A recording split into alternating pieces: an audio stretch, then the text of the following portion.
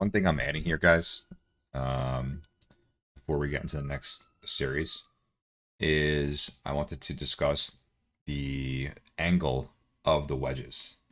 So there's a few different types of wedges that I like to trade.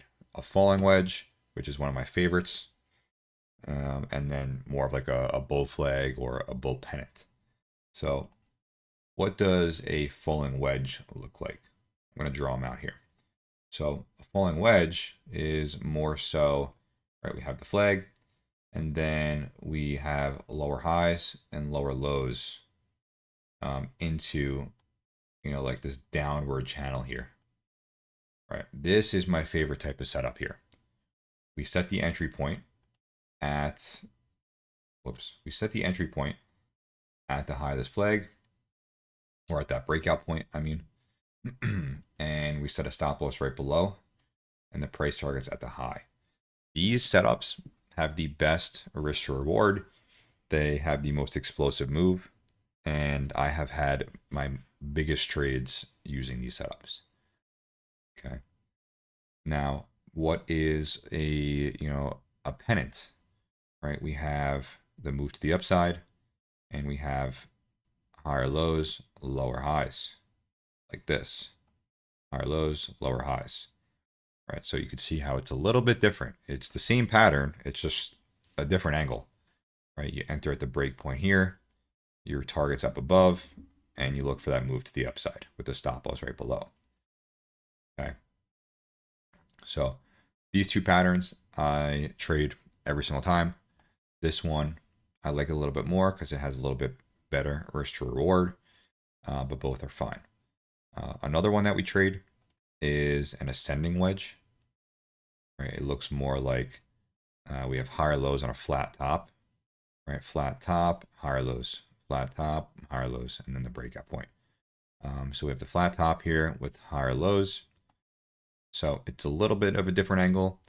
I do like this one also. This is my least favorite, I think, of the three. They're all good. Don't get me wrong. They're all good. But this one is my favorite. I've had the most success with it. This one's also great. They're all good. I'm trying to decipher here as I speak, but they all work. Stop loss would be right below, right here. Entry point would be right at that. It's like a triple top always, or a double top, or a quadruple top even. And the price target would have to be a previous resistance that is from previous price action. Okay. We can look at actual examples here also. So here is more of a sideways flag, right? We have the higher lows and lower highs, all right? So it's more of a pennant versus like a firm here. We have the lower highs and lower lows. And it also is this previous resistance that acts as support. Here's like one of my favorite setups also, right? We have this base. Buyers are going to step in here, potentially. Right? No one knows what's going to happen, but it gives us a plan to trade. And stop loss would be right below. Entry point would be right here above. We look for that move into the zone here every time. DJT, right? This was more of a pennant. Same with this pennant. This is more of a falling wedge here. Okay, and it happens over and over again. We have it on SPY right now. Right? We have like these higher lows, lower highs, consolidation. Right? So tomorrow, I'm going to potentially look for a break here or a push through this resistance.